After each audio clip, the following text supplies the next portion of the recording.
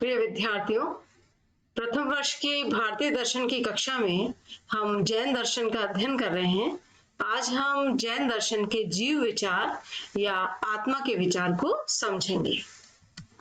जैन दर्शन के अनुसार जीव या आत्मा अस्तिकाय द्रव्य है।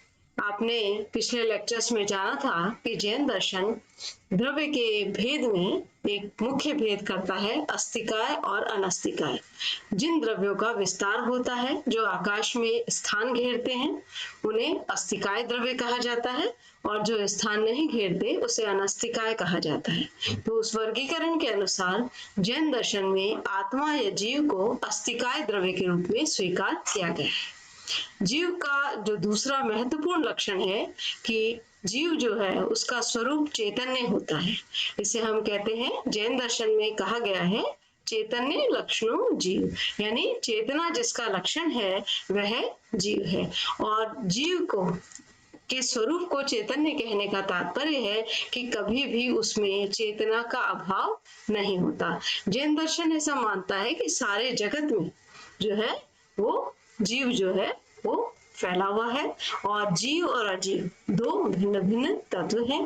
परंतु जब अज्ञान के कारण कर्मजनित बाधाएं होते हैं तो पुद्गलकण जीव के जो वास्तविक स्वरूप है उसको एक तरह से ढक लेते हैं। और ये ऐसा ही होता है जैसे सूर्य का प्रकाश जो है, जब बादल आ जाते हैं और सूर्य को ढक लेते हैं तो सूर्य का प्रकाश धीमा पड़ जाता है।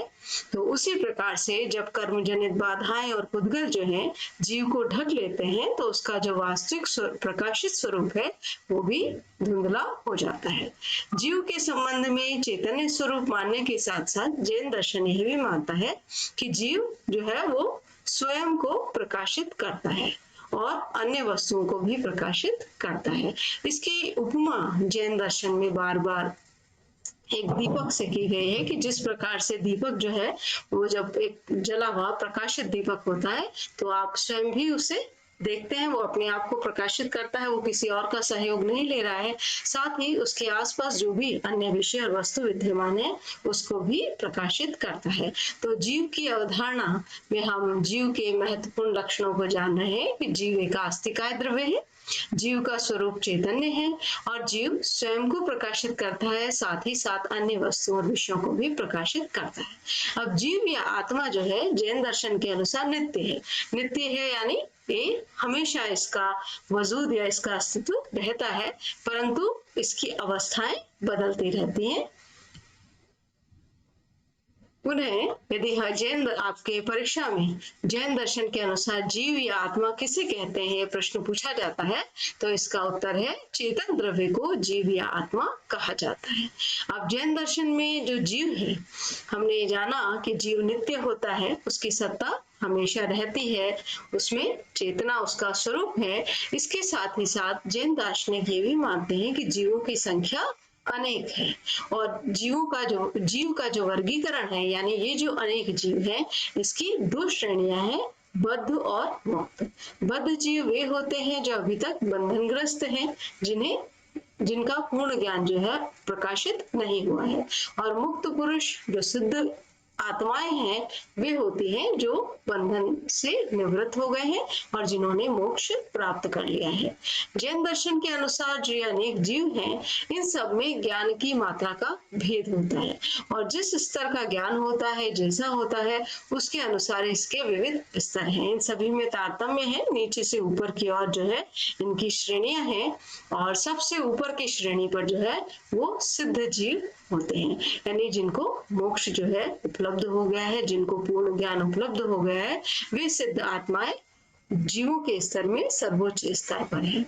और सबसे निम्न स्तर पर एकेंद्रिय जीव है। हमने जब द्रव्य का वर्गीकरण पढ़ा था तब देखा था कि जिनमें सिर्फ स्पर्श इंद्रियां होती है ऐसे जीव एकेंद्रिय जीव हैं, और इनका जो ज्ञान है वो बहुत ही न्यून कोटि का होता है, तो ये जीवों का जो तारतम्य है उसमें सबसे निम्न स्तर पर है। मध्यम स्तर पर बहु इंद्रिय जीव होते हैं, जिनके भी विविध भेद जैन दर्शन के अनुसार बताए गए हैं। कुछ जीवों में 2 इंद्रियां होती हैं, कुछ में 3 होती हैं, किसी में 4 होती हैं, और मनुष्य जैसे जीवों में 5 होती है। तो ये जो जीव के विविध स्तर हैं, इनमें ज्ञान की मात्रा के अनुसार भेद है, और उसी के अनुरूप इनकी ये श्रेणियां या स्तर बताए गए हैं। अब जैन दर्शन के अनुसार आत्मा का जब हम स्वरूप की चर्चा करते हैं कि आत्मा क्या है, उसका स्वरूप क्या है, तो ये बड़ी महत्वपूर्ण बात है कि जीव या आत्मा एक ज्ञाता, ज्ञाता यानी जो ज्ञान प्राप्त करता है, करता यानी कर्म करने वाला, और भोगता। जब हम ज्ञान या कर्म करते हैं, ज्ञान प्राप्त करते हैं, कर्म करते हैं, तो उसका जो सुख दुख का अनुभव है उसका भोग करने वाला। तो इस रूप में जीव या आत्मा जो है जैन दर्शन के अनुसार ज्ञाता, कर्ता और भोक्ता होती है। जैन दर्शन यह मानता है कि जीव अपने वास्तविक स्वरूप में अनंत चतुष्टय युक्त है, यानी 4 गुण है, और उन गुणों का जो है स्वरूप जो है अनंत है, यानी वो असीमित है, सीमित नहीं है। और जीव या आत्मा अपने मूल स्वरूप में 4 अनंत गुणों से संपन्न है, 4 अनंत गुणों से युक्त है। और वे गुण क्या है? अनंत ज्ञान, अनंत दर्शन, अनंत सामर्थ्य और अनंत सुख। परंतु जब अज्ञान के कारण कर्म जनित बाधाएं आ जाती है, तो जीव का ज्ञान बाधित हो जाता है, वो उसका जो वास्तविक पूर्ण प्रकाशित स्वरूप है वो बाधित हो जाता है और सीमित हो जाता है। तो अपने वास्तविक स्वरूप में जब जीव नहीं होता, कर्म पुद्गलों से आच्छादित हो जाता है या ढक जाता है, तो हम उसे बंधनग्रस्त जीव कहते हैं। और जब वो इन कर्म जनित बाधाओं से अपने को विरत कर लेता है, इनसे ऊपर उठ जाता है और मुक्त हो जाता है, तो वो अपने वास्तविक स्वरूप अनंत चतुष्टय को प्राप्त कर लेता है। जैन दर्शन में जीव को चैतन्य लक्षण युक्त माना गया है, और साथ ही साथ ये भी माना गया है कि इसका विस्तार होता है, और इसकी उपमा जो है दीपक और उसके प्रकाश से की जाती है। जैसा कि पहले भी हमने कहा कि एक दीपक जो होता है, जो प्रकाशित दीपक होता है, वो जलता हुआ स्वयं को तो ज्ञात कराता ही है, स्वयं को तो प्रकाशित कराता है, साथ ही साथ अपने आसपास की वस्तुओं को भी प्रकाशित करता है। इसके साथ ही यहाँ पर जो दीपक और उसके प्रकाश की उपमा दी गई है, उसका एक और लक्षण है कि आप ये देखेंगे, यदि एक छोटे कमरे में या छोटे आले में जहां दीपक रखा गया है, तो जितना उसका क्षेत्र होता है वो उतने क्षेत्र को प्रकाशित करता है। यदि बड़ा कमरा है तो उसको प्रकाशित करता है, छोटा है तो उसको प्रकाशित करता है। तो जैन दर्शन में जो जीव का आकार है उसके संबंध में भी ऐसा ही स्वीकार किया गया है कि यदि चींटी का शरीर है तो वो जीव उतना ही स्थान घेरता है, हाथी का शरीर है तो उसके अनुकूल स्थान घेरता है। तो इस प्रकार से जब जीव के आकार की चर्चा की जाती है, तो भारतीय दर्शन में ये माना जाता है कि या तो वो अणुरूप है या वो विभु यानी व्यापक रूप है। और जैन दर्शन का जो जीव के आकार का सिद्धांत है वो बड़ा ही विशिष्ट है, उसे हम कहते हैं मध्यम परिणाम विशिष्ट, यानी जितना उसको स्थान या पात्र मिलता है वो उसी के अनुसार स्थान ग्रहण करता है। जैसे कि अभी हमने कहा कि चींटी का शरीर है तो उसके अनुरूप स्थान ग्रहण करेगा, हाथी का शरीर है तो उसके अनुरूप स्थान ग्रहण करेगा। तो पात्र के अनुसार जो है जीव जो है वो स्थान घेरता है। इस लक्षण को और इस महत्वपूर्ण सिद्धांत को मध्यम परिणाम विशिष्ट कहा गया है। तो यदि प्रश्न यह आता है कि जैन दर्शन के अनुसार जीव का आकार क्या है, तो उसका उत्तर है जीव का आकार जैन दर्शन के अनुसार मध्यम परिणाम विशिष्ट कहा गया है। और जीव का मूल स्वरूप क्या है, तो जीव अनंत चतुष्टय युक्त है, यानी अपने मूल स्वरूप में जीव या आत्मा अनंत ज्ञान, अनंत दर्शन, अनंत सामर्थ्य और अनंत सुख से संपन्न है। अब जैन दर्शन के अनुसार जब हम जीव विचार की चर्चा करते हैं तो एक महत्वपूर्ण बात है कि जीव या आत्मा के अस्तित्व की पुष्टि कैसे होती है, यानी क्या प्रमाण है जिसके आधार पर हम जीव या आत्म तत्व को स्वीकार करें।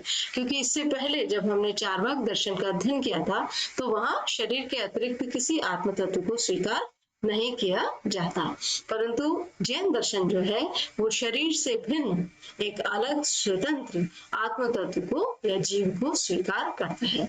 और जैन दर्शन का ये कहना है कि हमें शरीर में ही जो सुख दुख स्मृति संकल्प इन धर्मों का प्रत्यक्ष अनुभव होता है। यानी हम ये देखते हैं कि सुख दुख स्मृति या जो हम स्मृति यानी किसी चीज की याद और संकल्प जो हम प्रतिज्ञा करते हैं, ये गुण जो है, ये जो धर्म है, ये प्रत्यक्ष अनुभव होते हैं और उसमें हम जानते हैं कि ये जिसको अनुभव हो रहा है, जो भीतर जानने वाला है, वो चैतन्य या जीव है जो इनको साक्षात इन परिवर्तनशील धर्मों को जानता है। तो ये धर्म तो परिवर्तित होते हैं, पर इनके परिवर्तन को जानने वाला, इनको साक्षात अनुभूत करने वाला चैतन्य तत्व, इसका हमको प्रत्यक्ष अनुभव होता है।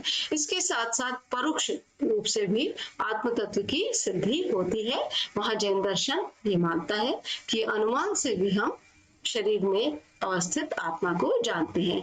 जैसे शरीर है पर शरीर स्वयं का संचालन नहीं कर सकता, उसको संचालन करने के लिए या क्रियाशील होने के लिए किसी चेतन सत्ता की आवश्यकता है। तो शरीर को परिचालक यानी एक ड्राइवर चाहिए, वो स्वयं अपना, जिस तरह से बस अपने आप नहीं चलती, उसे ड्राइवर चाहिए, उसी तरह से शरीर अपने आप नहीं चलता, शरीर को संचालित करने के लिए परिचालक की सत्ता सिद्ध होती है, तो वह आत्मा है। इसी तरह से इंद्रियां हैं शरीर में, आंख है, कान है, त्वचा है, जीभ है, तो ये आता है कि कौन देख रहा है, कौन सुन रहा है, कौन महसूस कर रहा है। तो ये जो इंद्रियों का प्रयोजन करता है, इसकी पुष्टि भी अनुमान से सिद्ध होती है। तो आंख जो है, आंखों से देखने वाला कौन है, तो जीव या आत्मा है। कानों से सुनने वाला कौन है, जीव या आत्मा है।